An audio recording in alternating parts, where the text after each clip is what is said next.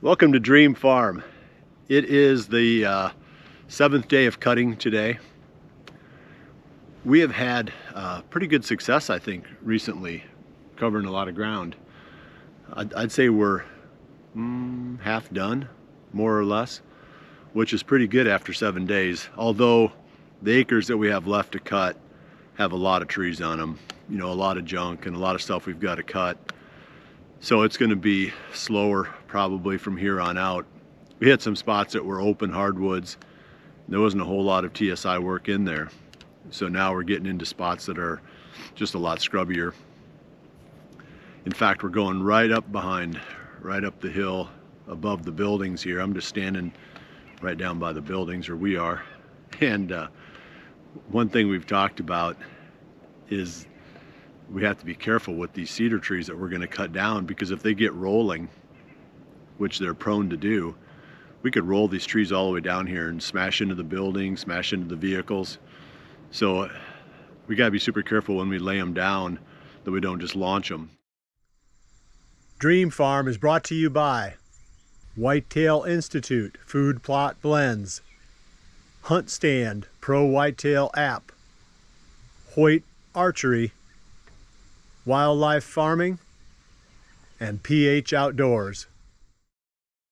I'm starting to feel better. How about you, Carson? Yeah, I'm feeling a lot better than day 1 and 2 for sure. Yeah, we got wiped out pretty bad early on, but we're starting to get our second wind now, so just in time for all this cutting that we've got to do. So today is really about the update, maybe going over where we've been and what we've got left, but another subject I want to cover is the value or the importance of having openings. And it doesn't do any good from a wildlife standpoint to just take the odd tree out. And you know, I've talked about it a little bit, but I haven't really emphasized it. You have to make openings, and you got to get the sunlight to the ground. So that's one of our projects today, and what we've been doing. We find spots where maybe there's 3 or 4 or 5 junk trees we can drop into the middle, and then everything around that we can afford to cut, we drop into that hole. And that way we make a pretty good sized opening, and then we'll move on and make another one someplace else. Because taking the odd tree here and there might be okay from a forestry standpoint, but you just don't get the sunlight, and you don't get the regeneration, or you know, the growth of, you know, that second generation of plants and trees. So we'll show you a couple of those today as we go, but that's going to be kind of our theme, other than hopefully not rolling any cedar trees down into the building.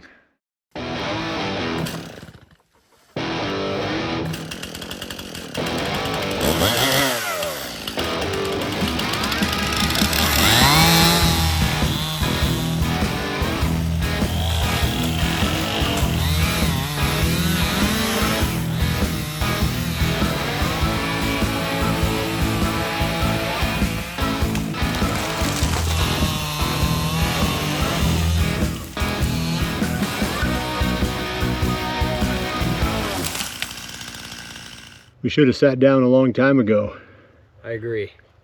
One of the things that we've learned is if you sit down, you never want to get back up again. It's a lot harder.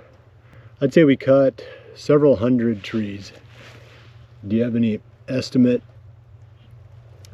on how many we cut? I mean, it seemed like you cut a lot more than when you look back and see what you actually accomplished. Yeah, they pile up. Yeah.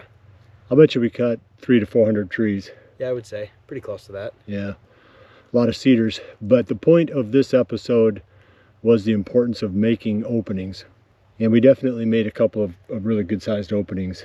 This is going to take fire, maybe a couple of different years of burning to get these cedars off here. Right now the deer couldn't go through it. There's no way. They'd have to climb over the top. So we've made a massive funnel. They'll be going around it at the bottom and around it at the top, but they're not going to go through it.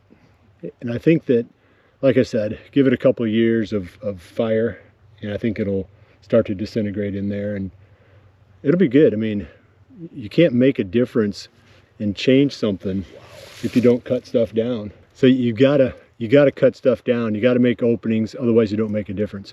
So we did that today. The rest of this side the rest of this slope all the way down, heading back up the valley, is going to be pretty thick, and it's going to be quite a bit of cutting. So, you know, we had some areas that went fast, but this isn't going to go fast. So keep checking back. We'll bring you updates whenever there's something interesting that takes place. The most interesting thing would be to finish up. But hopefully we can find a few things to talk about before then. I appreciate you joining us. We'll see you right back here again very soon for the next episode of Dream Farm. And remember to always dream Big.